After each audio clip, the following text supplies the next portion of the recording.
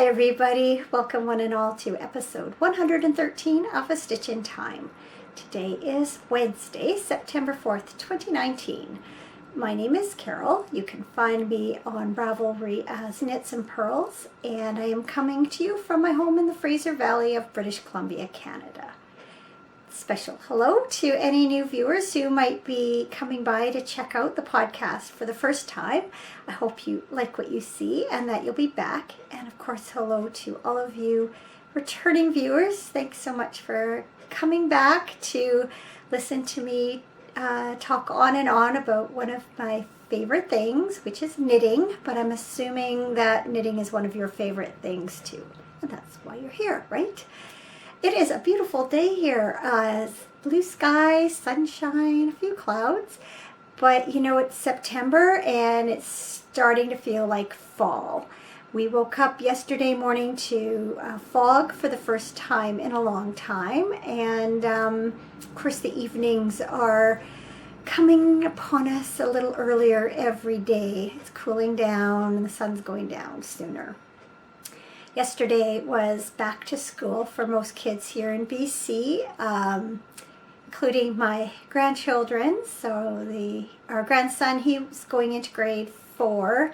He wasn't that thrilled about going back. Our granddaughter is starting high school, and she was very excited about going back. She was ready to go back about a month ago.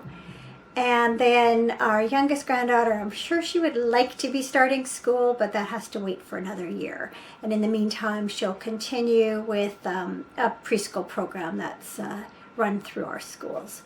So they had a really nice day for back to school. I went out for a walk and it just brought me back to my own first days of school. It had that same kind of look and smell and feel to it.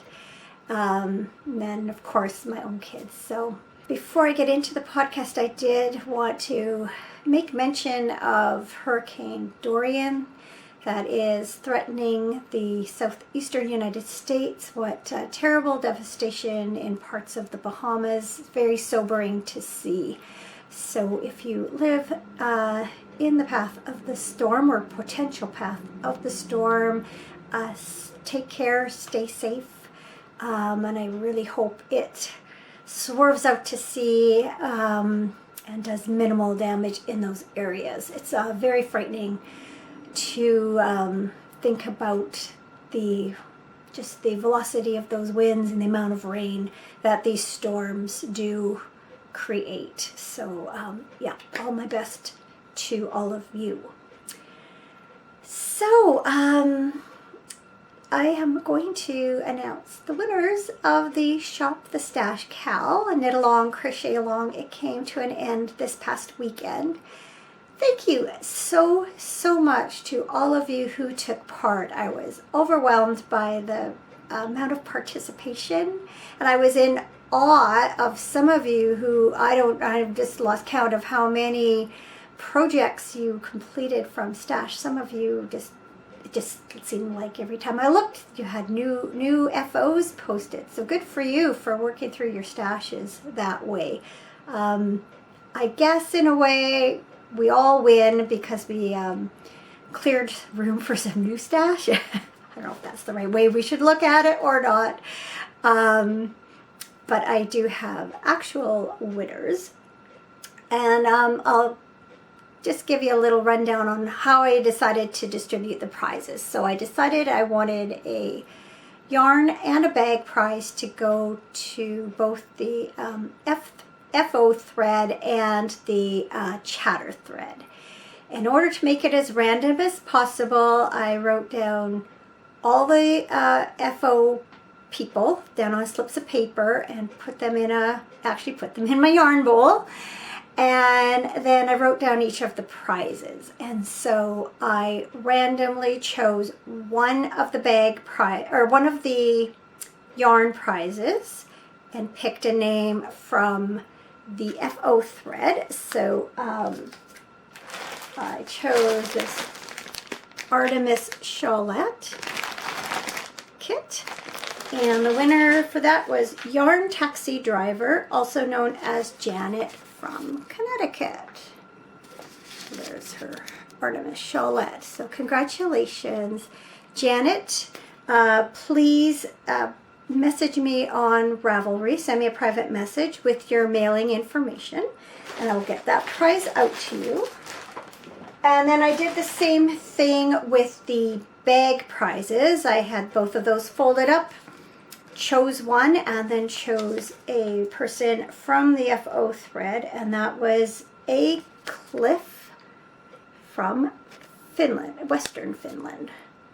And she didn't have an alternate name for Ravelry, so I'm not sure what her real name is, but there you go. She got the Victorian bag, so that's this one here.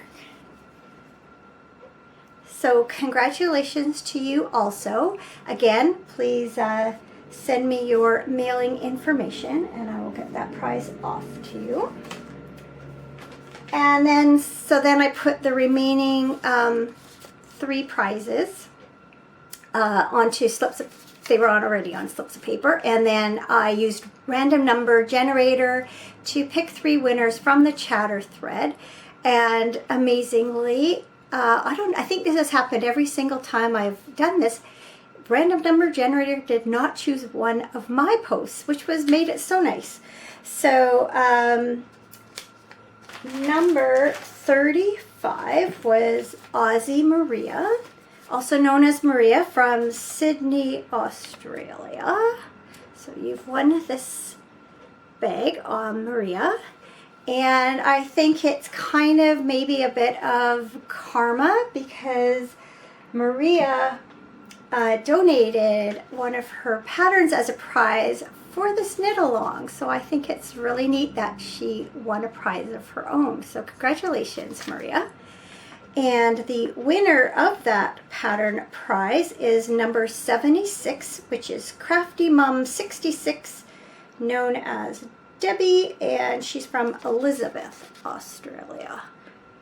And so I'll get in touch with Maria and let her know you won. So Debbie, you can contact Aussie Maria directly and let her know which pattern prize you'd like. So there's how her Ravelry name is spelled, Aussie Maria.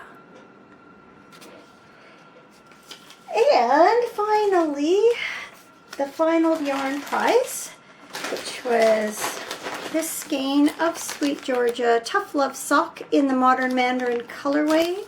That went to number 104, Mad Laura, who is Laura from Toronto, Ontario.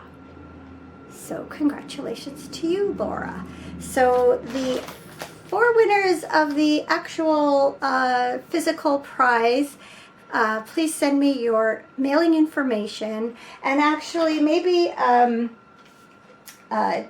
Debbie, maybe you can just let me know that you have seen this, so I know that that you know you won, and we'll get in contact with Maria.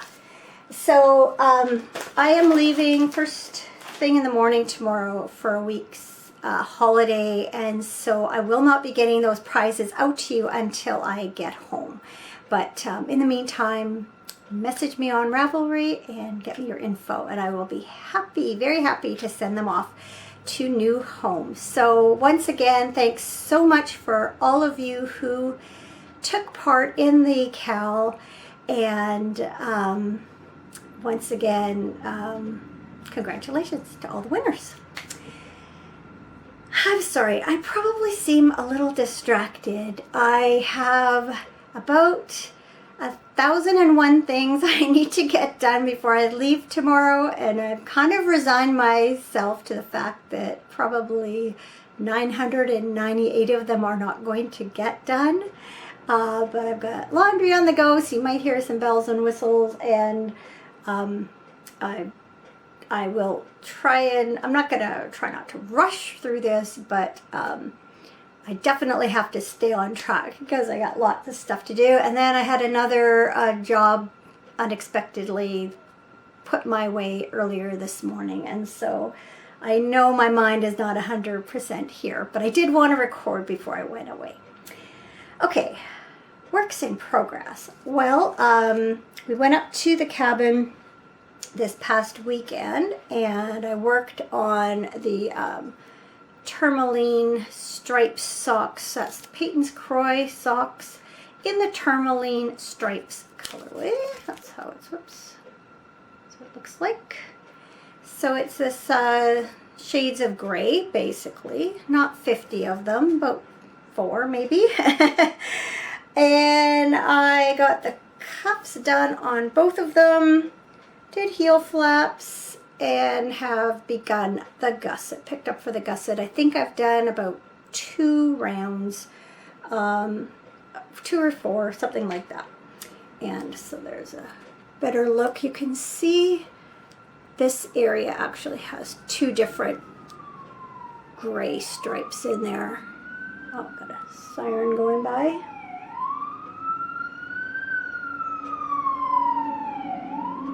Fire truck, so hopefully everything's okay. We're on a bypass route for our city, so we do tend to get quite a few emergency vehicles this way.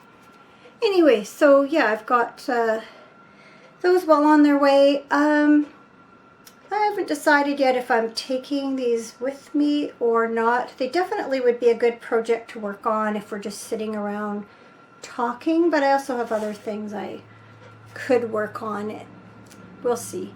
I don't even know who they're for yet. One of the men in my life, either a Christmas or birthday present, so I don't feel any sense of urgency to get those done. On the other hand, I am trying to complete this In the Dunes wrap by Helen Stewart by the time we leave for holidays on October 17th. So I am now just past 35%. Oh, there goes another one. That's a police car this time. I am knitting it. I know I had a late yarn label here a minute ago. Oh, here it is. I am knitting it from this Indigo Moon 100% Blue Face Leicester fingering weight yarn in the Midnight Song colorway. And it's basically just a dark navy. Now, I am not sure how it will show up on your screen, but this week it's more true to color from what I can see. Last week it looked quite a bit brighter. It's really quite a dark, fairly dull navy. That's probably a really good look there at the real color, at least, like I say, as far as I can see. So what I've completed now are these sections here. So I have the first section of the wavy lace, the next section with eyelets, and the next section of wavy lace. So I'm about to start eyelets again. There's another siren.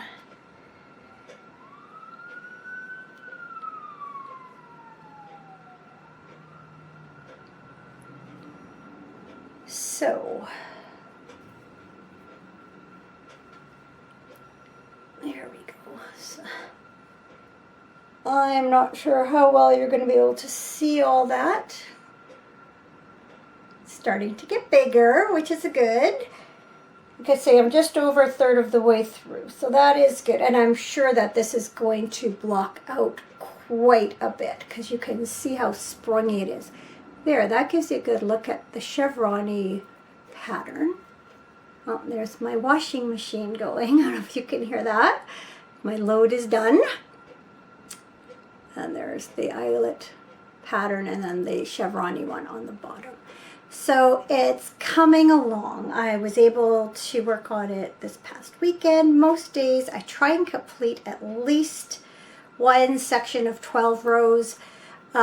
Which is a pattern repeat for that wavy section, but other days I've been able to do even more than that. So I am making good progress. I try and work on it every day, and I'm not bored with it yet, so that's a good sign, because definitely a whole length of just plain navy yarn has the potential for boredom setting in, but I think because I'm so focused on getting it done in a certain amount of time, it is motivating me to go on with it. So that is good.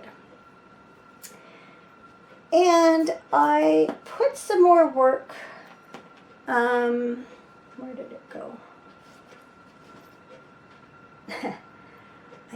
I left it in the other room. I'll be right back with my storm shawl. This poor shawl, if it had feelings, it would be devastated, because last week I forgot to actually show it to you. And then this week I forgot to bring it in to show it to you. So Storm by Joji Locatelli. It's this really beautiful and simple garter stitch crescent shaped shawl with dropped stitches and eyelet rows and short row shaping.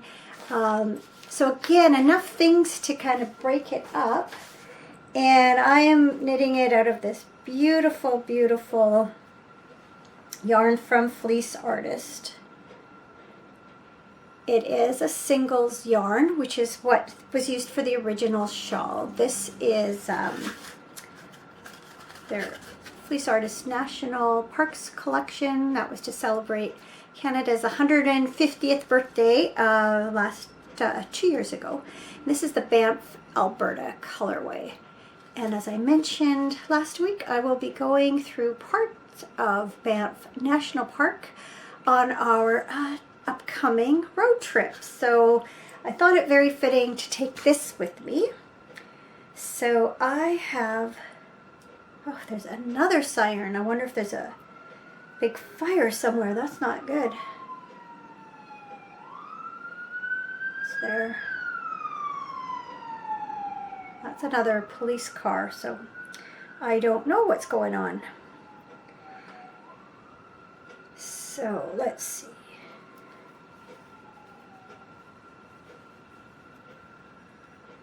So I have done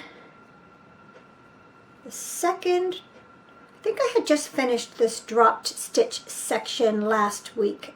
So I've done a little bit more, and I believe I am ready to do the next, oh, I know, I did the next short row section, and now I'm ready for the next eyelet row section. And I deliberately put it down so that I would have stuff still to work on for our upcoming trip. I really wanted to take it with me. It would be a good one to work on in the evenings and such. And so I could have gone on knitting on this forever because it really is enjoyable, but I made myself put it down and work on the other one. So that is coming along very nicely. Love, love, love how it's turning out.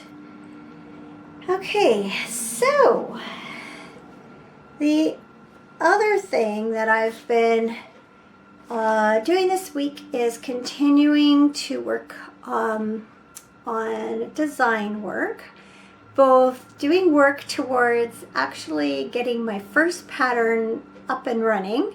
So I'm getting very close. My brother-in-law got the last of the graphic stuff to me Friday, not long before we left to go away for the weekend.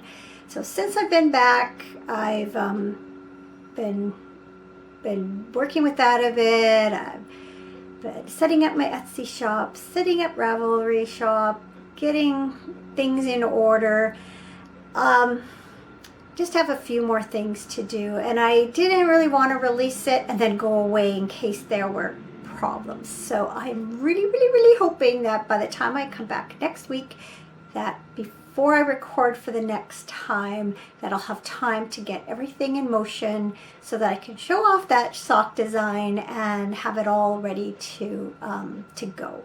So wish me luck with that. I'm so impatient to get it done. In the meantime, I have been working on the next design. Last week I showed you the beginnings of the large sock. And while I was recording and then when I was watching it back, I had concerns over how loose the cuff was.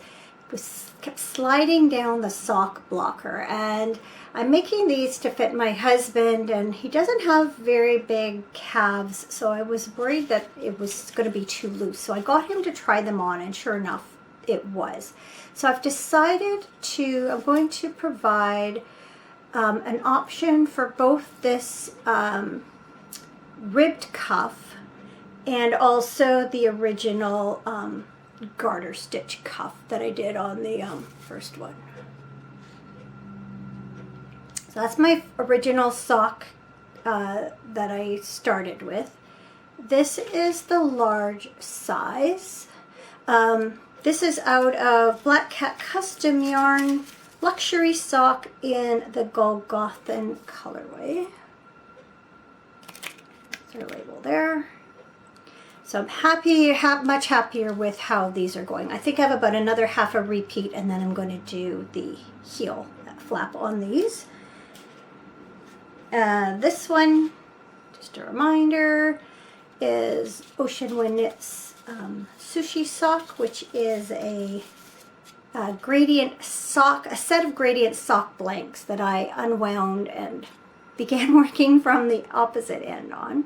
So that's Ocean Wind Knits Sushi Sock, and that's in color 11. So this was my original inspiration, etc. And then my speedy daughter Jessica, she was test knitting the small size for me, and I got her to do them in this Sweet Georgia Tough Love sock in the ginger colorway, and she tore it down the middle. So,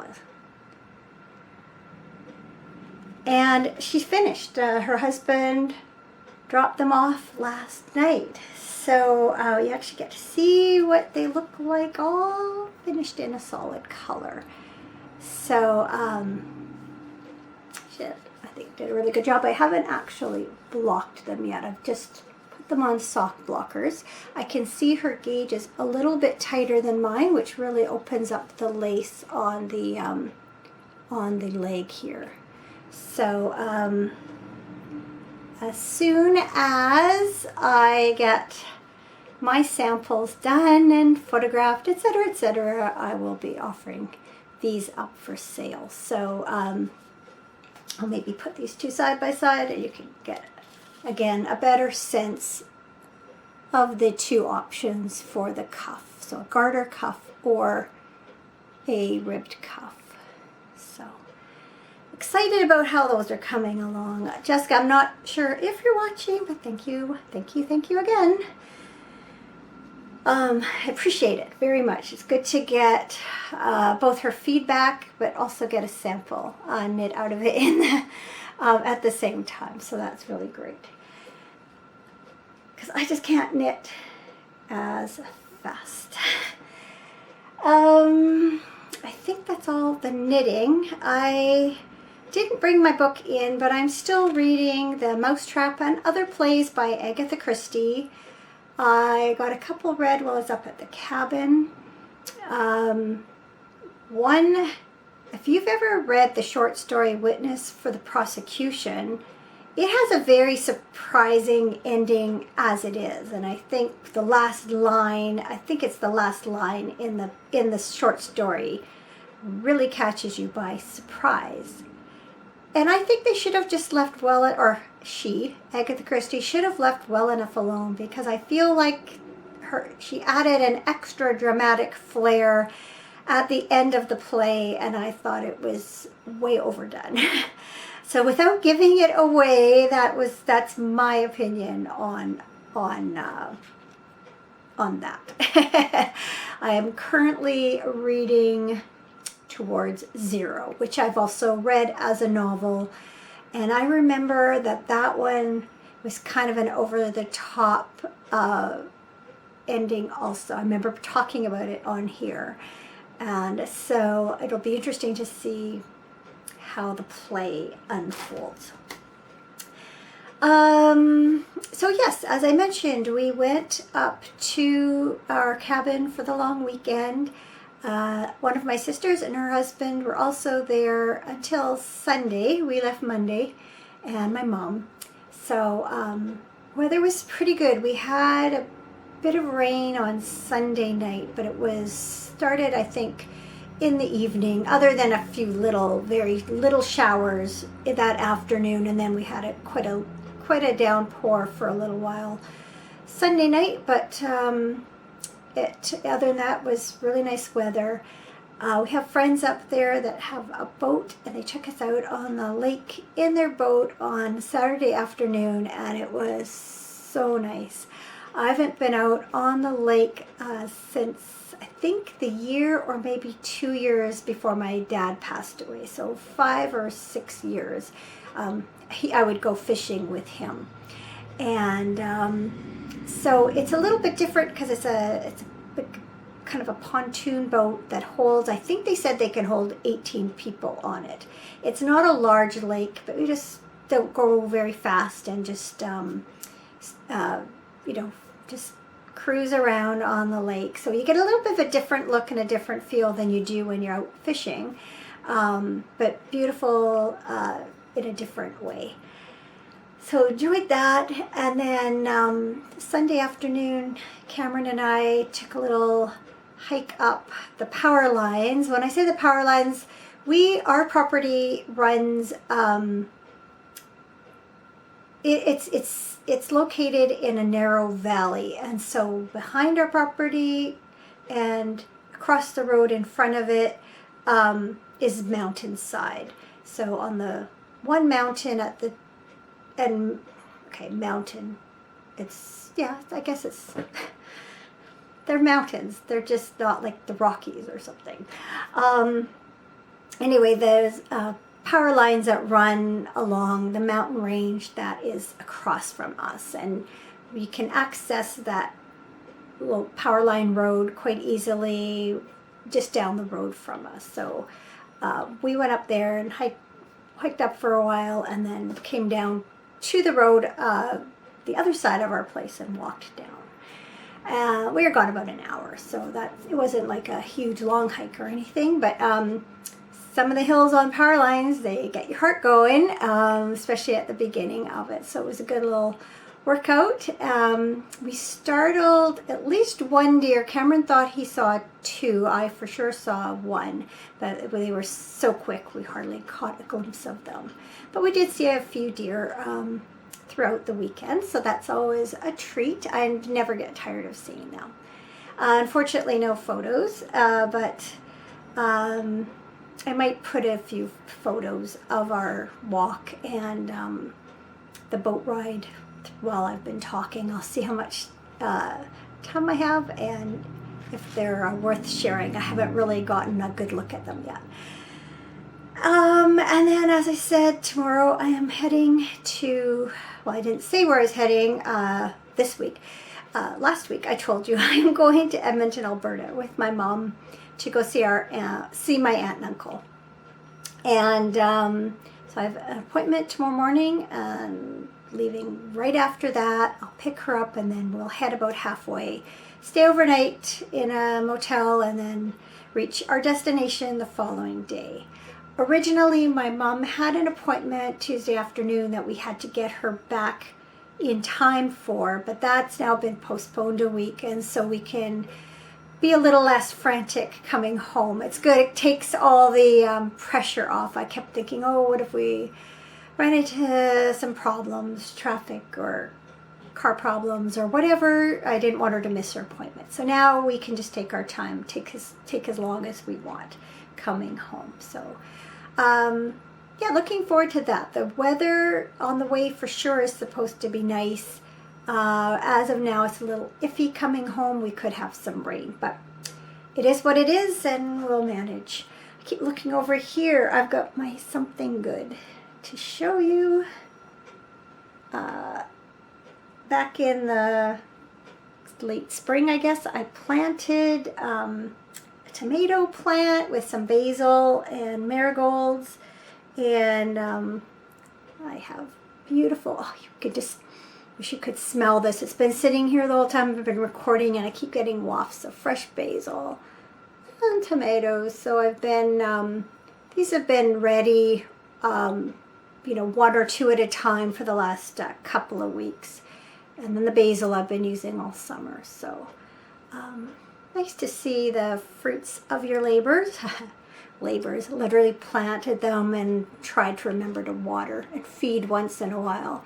So haven't done the whole lot with them, but love fresh tomatoes, and the basil's amazing. smells so good. So that's my something good for this week. Notice, once again, food. I like to eat. And I feel like I'm out of breath, but that's just as well because it's time to say goodbye. So I don't get back till next Wednesday. I will do my best to get an episode out late next week. If not, it'll be early the following week. So in the meantime, Shop the Stash winners, please do send me your contact info. I don't know how much. Internet's going to be patchy over the next week. So I will try to, at the very least, just to acknowledge that I received it. But as I said, I won't be mailing things out until I get home. So to the rest of you, well, to you too, everyone, take care until then. I hope if you had kids or family members going back to school, hope they're back to school, goes well. And once again, if you are living anywhere near the path of Hurricane Dorian, stay safe. So take care. We'll see you in a week or so. Bye for now.